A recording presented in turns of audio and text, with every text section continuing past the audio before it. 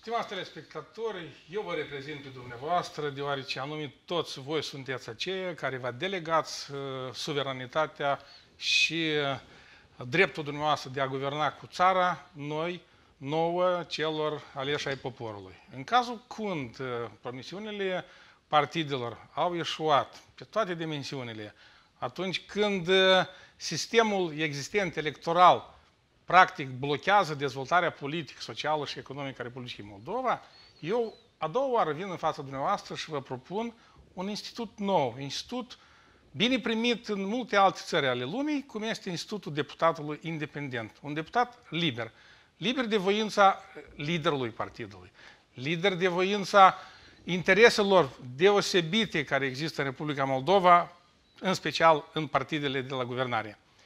Eu vă reprezint pe dumneavoastră cei aproape 1 milion de cetățeni care până la moment sunt indeciși, amăgiți, disperați.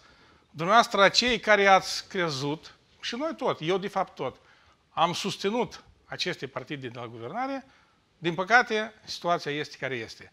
Atunci când eu devin deputat în Parlament, propun mai multe, un șir întreg de modificări, ce țin în primul rând de cadrul legislativ.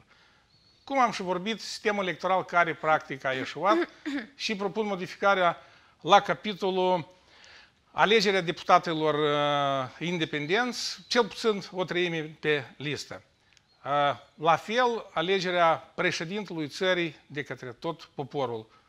Practic, acele doleanțe de care a fost vorba ultima perioadă de timp. Mediul de afaceri. Mediul de afaceri sunt oamenii care practic aduc această plusvaloare și formează bugetul social, bugetul de stat, din care bugetarii și tot ceilalți, sectorul social, sunt remunerați.